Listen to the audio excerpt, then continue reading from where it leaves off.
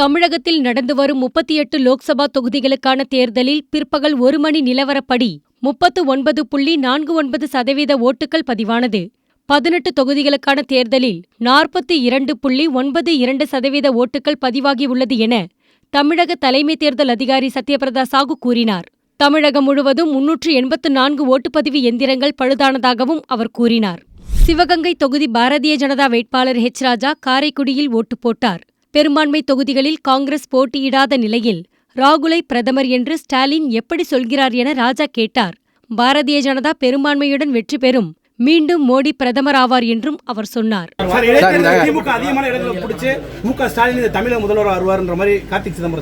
நான் என்ன சொல்றேன், கனவு காண்றவரும் நான் திருப்பி அந்த கேள்வி கேட்ட பிரயோஜனம் இல்லை.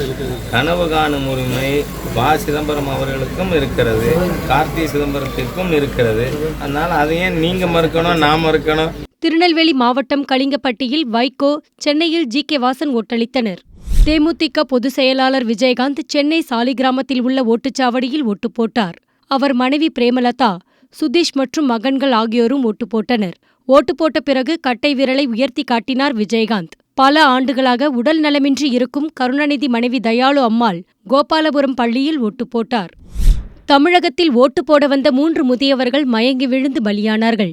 ஈரோடு சிவகிரியில் முருகேசன் என்ற முதியவர் வாக்குச்சாவடியில் ஓட்டு போட்டார். வெளியே வந்தபோது மயங்கி விழுந்தார். மருத்துவமனையில் சிகிச்சை பலனின்றி இறந்தார்.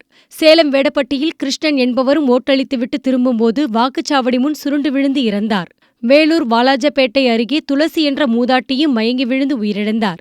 நீண்ட நேரம் வெயிலில் வரிசையில் நின்றதால் மூவரும் மாரடைப்பில் உயிரிழந்திருக்கலாம் என கூறப்படுகிறது. மதுரை லோக்சபா தேர்தலில் முன்னாள் மத்திய அமைச்சர் அழகிரி ஓட்டு போட்டார். பின்னர் செய்தியாளர்களிடம் பேசிய அவர், யார் வெற்றி பெற வேண்டும் என மக்கள்தான் தீர்மானிக்க வேண்டும் என்றார். இன்றைய தேர்தலில் அனைவரும் ஓட்டளிக்க வேண்டும் என பிரதமர் மோடி, காங்கிரஸ் தலைவர் ராகுல், முன்னாள் மத்திய அமைச்சர் ப. சிதம்பரம் உள்ளிட்டோர் தங்களின் ட்விட்டர் பக்கத்தில் கேட்டுக் கொண்டுள்ளனர். ஓட்டுப்பதிவு நடைபெறும் தொகுதிகளில் அனைவரும் நமது ஜனநாயகத்தை பலப்படுத்த மக்கள் தங்களின் பலத்தை பயன்படுத்த வேண்டும் என்கிறார் பிரதமர். இன்று நீங்கள் அளிக்கும் ஓட்டு நியாயத்திற்காக ஓட்டளிக்கிறீர்கள் என்பதை நினைவில் வைத்துக் கொள்ளுங்கள் என குறிப்பிட்டுள்ளார் ராகுல். முன்னாள் மத்திய அமைச்சர் ப. சிதம்பரத்தின் ட்விட்டர் பதிவில், இந்திய நாட்டிலும் தமிழகத்திலும் நாம் விரும்பும் அரசியல் மாற்றம் ஏற்பட்டு புதிய அரசுகள் அமைவதற்கு நாம் வாக்களிப்போம் என கூறியுள்ளார். ஓட்டு போட்டாச்சு, அப்லோட் பண்ணியாச்சு. ஓட்டு போட்டுட்டியா? நான் ஓட்டு போட்டேன். நீங்க ஓட்டு போட்டீங்களா? இன்னும் போடல. போய் முதல்ல போட்டு வாங்க. கண்டிப்பா போயிட்டு